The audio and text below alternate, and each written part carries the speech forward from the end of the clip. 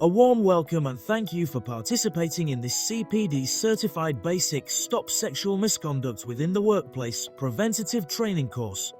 By attending this preventative training, you demonstrate your commitment to eradicating sexual harassment, as well as other forms of harassment and bullying, from the workplace. This basic Stop Sexual Misconduct Within the Workplace training course has been specifically designed at an introductory level and is suitable for all members of the workforce who don't have a managerial or leadership role. Worker Protection, Amendment of Equality Act 2010, Act. Enforcement commenced on October 26, 2024. Of the 5.6 million businesses within England, Scotland and Wales, half are unaware of the new workplace sexual harassment law. The Worker Protection Act 2023, an amendment to the 2010 Equality Act, is designed to strengthen the protection of employees from sexual harassment in the workplace by emphasizing prevention. This legislation does not provide comprehensive coverage of equality and diversity issues. It is also not designed specifically for victims or survivors. In England, Scotland, and Wales, an incident of sexual harassment occurs in the workplace on average every minute. 30% of the workforce in the past 12 months has experienced sexual harassment. Currently, there are just under 5,000 cases waiting to be heard at the employment tribunals in relation to sexual discrimination. It doesn't matter who you are or how you identify, any form of harassment, whether sexual or not, and bullying can happen to anyone. Just because you don't see or hear it, it doesn't mean it's not there. The Worker Protection Act 2023, a landmark in workplace safety, ushering in a new era of employer accountability for addressing sexual harassment. Addressing incidents after they occur, even when handled respectfully, is no longer sufficient. A minor infraction can have long-lasting effects and significant ramifications. Sexual harassment is a serious issue that can leave individuals feeling embarrassed and scared. While it may be difficult to speak out, ignoring it or laughing it off will not help and may even worsen the situation. Everyone in the workforce is expected to adhere to a standard of conduct that promotes fairness, respect, and dignity for all individuals within the workplace. It is imperative to establish and maintain clear policies and procedures regarding workplace safety.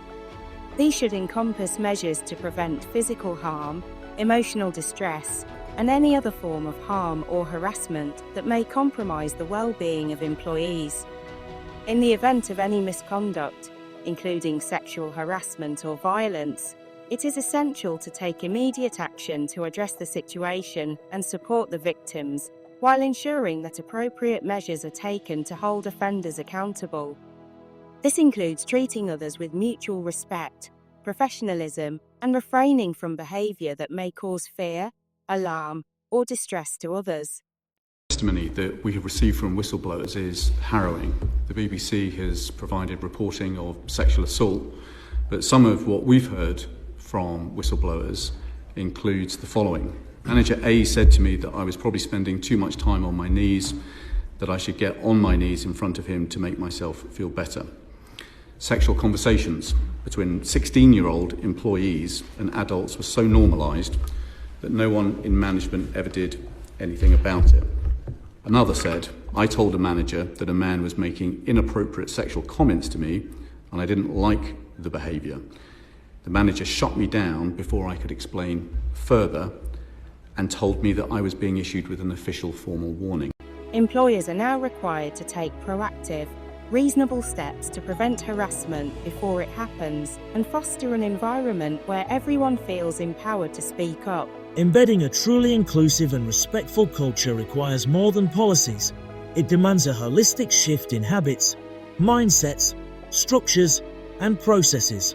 This isn't a one-time effort. It requires continuous commitment from everyone, every day. Strategies must evolve to meet new challenges and opportunities. Moments of challenge provide organisations the chance to align their culture with their actions, reflect on their practices, and seek constant improvement. While the legislation imposes new responsibilities, it also opens the door for organizations to build a workplace defined by positivity, communication, and mutual respect. Let us explain and guide you all through the process. This Act extends to England, Scotland and Wales. The Equality and Human Rights Commission published on September 26, 2024 the Sexual Harassment and Harassment at Work. Technical guidance. Any form of harassment or bullying must not be tolerated. Sexual harassment in the workplace is illegal under the provisions of the Worker Protection Act 2023 and must not be tolerated in any workplace. No employer is exempt from this duty, no matter the size of the workforce. Everyone in the workforce must comply with the new law. The preventative duty is an anticipatory duty. It is designed to transform workplace cultures by requiring employers to take positive and proactive reasonable steps to prevent sexual harassment of their workers. Sexual harassment of a worker can be committed by another worker, an agent acting on behalf of the employer, and a third party. Any form of harassment or bullying can be deeply traumatic for victims, causing significant harm to their health and psychological well-being. We all have our personal boundaries when it comes to what we find inappropriate or uncomfortable. However, we can't always predict where that line is for everyone else. That's why it's best to avoid behavior that could offend or upset others, even if it doesn't offend you personally. You might think, but I was just having a laugh. It was just a bit of banter. Lighten up, it was harmless flirting. The truth is, intentions don't matter as much as the impact of the behavior. When it comes to sexual harassment, the key issue is how the behavior is perceived.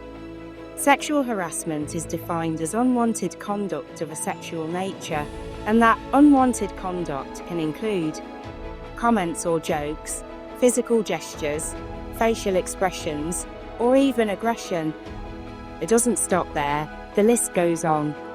Crucially, it doesn't have to be the intended recipient of the behavior who finds it unwanted or unwelcome. For example, you might make a few risque jokes with a workmate, believing they'll find them funny. But if someone else overhears the conversation and feels offended, the situation can still amount to harassment. Even if the harm caused is unintended, the effect on others still matters. To foster a respectful workplace, it's always best to err on the side of caution. Keep your conduct clean, professional, and inclusive. It's a simple step that makes a big difference.